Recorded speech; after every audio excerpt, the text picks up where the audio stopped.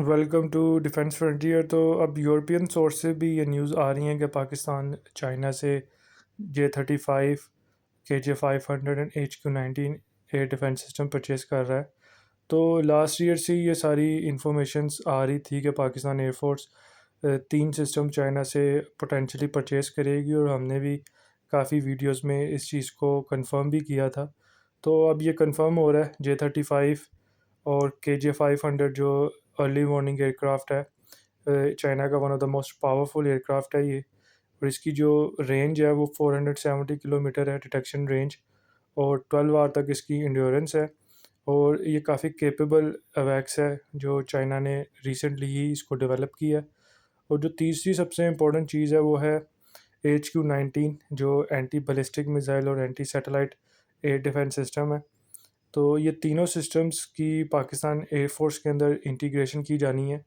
और जो most important चीज़ है वो आज हम एयर डिफेंस सिस्टम के ऊपर डिस्कस करेंगे। देखें, पाकिस्तान और इंडिया का जो लास्ट में कॉन्फ्लिक्ट हुआ, और दोनों ही एयर फोर्स ने एक दूसरे को इंगेज किया, और air defence systems, radars, even के जो ड्रोन्स, मिलिट्री एमिनेशन, दोनों फोर्सेस की तरफ से एक दूसरे के ऊपर फायर की गई।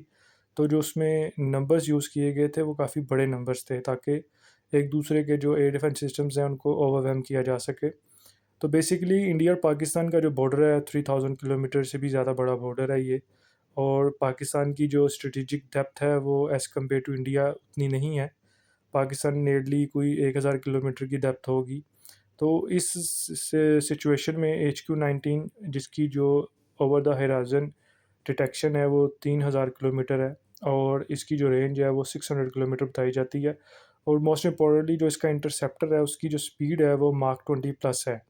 ये ना सिर्फ एंटी बैलिस्टिक है, बल्कि ये हाइपरसोनिक ग्लाइड व्हीकल्स हों, या लोअर ऑर्बिट में जो सैटेलाइट्स, जो मिलिट्री सैटेलाइट्स या रिकॉनेसेंस या इंफॉर्मेशन गैदरिंग सैटेलाइट्स ऑपरेट कर रही होंगी, ये उनके अगेंस्ट भी काफ़ी पावरफुल एयर डिफेंस सिस्टम है। तो ये तीनों सिस्टम्स पाकिस्तान एयरफोर्स में इंटीग्रेट किए जाएंगे।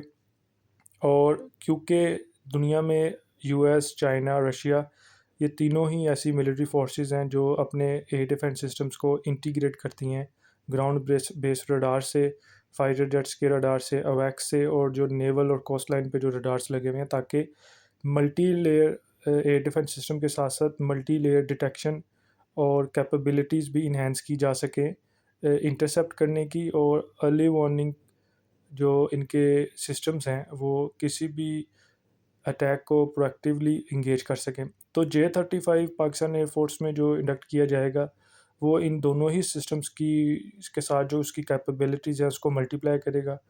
जैसे ही J-35 पाकिस्तान एयरफोर्स में ऑपरेशनल होगा, ये फ्रंट ऑपरेशनल फाइटर एयरक्राफ्ट होगा, जिसका मकसद एनिमी के जो रेडार हैं उनको इवेट करना है, और उसकी जो स्ट्रेटेजिक इंफ्रास्ट्रक्चर हैं या उसके जो एयरक्राफ्ट हैं उनको टारगेट करना है। तो पाकिस्तान जो चाइनीज़ एयर डिफेंस सिस्टम्स हों, चाइनीज़ स्टेल्थ फाइटर हो, और जो satellite, electronic warfare, cyber warfare, ये जो तीनों चीज़ें हैं, इवन जो हमारी न्यू शिप्स आ रही हैं वो भी सब चाइनीज़ हैं।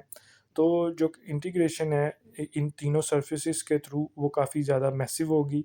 और ये सिस्टम्स एक दूसरे को डेटा फीड भी कर सकते हैं, एक दूसरे से डेटा को फीड करके एक दूसरे के सिस्टम में उसको सेंड करके इंफॉर्मेशन गैदर कर सकते हैं। और जो बैटलफील्ड अवेयरनेस है, चाहे वो एयरक्राफ्ट का पायलट है या ग्राउंड बेस्ड रडार्स में या एयर डिफेंस सिस्टम्स को ऑपरेट करने वाले लोग हैं, पर्सनल्स हैं, शिप्स के लोग हैं, उन सब लोगों को एक इन्हेंस्ड बैटलफील्ड की जो इमेज है वो मिलेगी।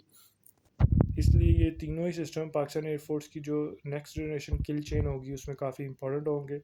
और ऐसा लगता है कि पाकिस्तान एयरफोर्स अगेन जो अपनी मल्टी डोमेन ऑपरेशन है और जो उनकी किल चेन जो लास्ट में ऑपरेशन में नज़र आई उसको इन्हेंस करेगी, ताकि किसी भी थ्रेट को न्यूट्रलाइज़ किया जा सके और इफ़ेक्टिवली न्यूट्रलाइज़ किया जा सके, और जितने भी एडवर्सरीज़ हैं उनकी जो कैपेबिलिटीज़ हैं उनको भी